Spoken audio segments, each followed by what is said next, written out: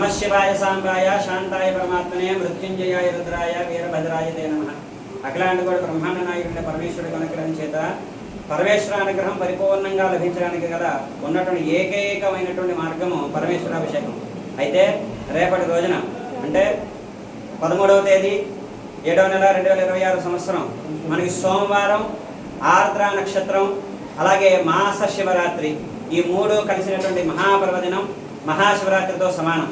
కాబట్టి ఈ రోజున పరమేశ్వరాభిషేకం ఎవరు చేసినప్పటికీ కూడా వారికి శివరాత్రి చేసిన ఫలితంతో పాటుగా ఆర్ద్ర నక్షత్రంతో కూడుకున్నటువంటి సోమవారం నాడు కనుక పరమేశ్వరుడు అర్చన చేసినట్లయితే అందులో కూడా మాస శివరాత్రి ఈ మూడు కలిసినటువంటిది ఒక మహాశివరాత్రి ఏ ప్రకారంగా అయితే చేస్తే ఏ ఫలితం అయితే కలుగుతుందో మనుషుడికి అంత గొప్ప ఫలితం కలుగుతుంది.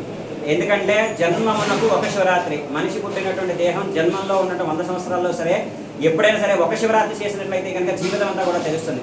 అటువంటి జీవితం ధరించడానికి పరమేశ్వరానుగ్రహం పరిపూర్ణంగా లభించడానికి రేపటి రోజున సోమవారము, మాస శివరాత్రి, ఆర్ద్ర నక్షత్రము ఈ మూడు కలిసి వచ్చాయి. ఈ రోజున మన ప్రతిపాడు మండలం రాచపల్లి గ్రామంలో ఏం చేసినటువంటి సాక్షాత్తు ఇలా వైకుంఠంగా పిలిచినటువంటిది భూలోక కైలాసంగా విరాజిల్లుతున్నటువంటి ఆంధ్ర అరుణాచలంలో మీరందరూ కూడా స్వామివారి అభిషేకంలో ప్రత్యక్షంగా పాల్గొని స్వామివారి యొక్క అనుగ్రహాన్ని పొంది ధరించే ప్రార్థన.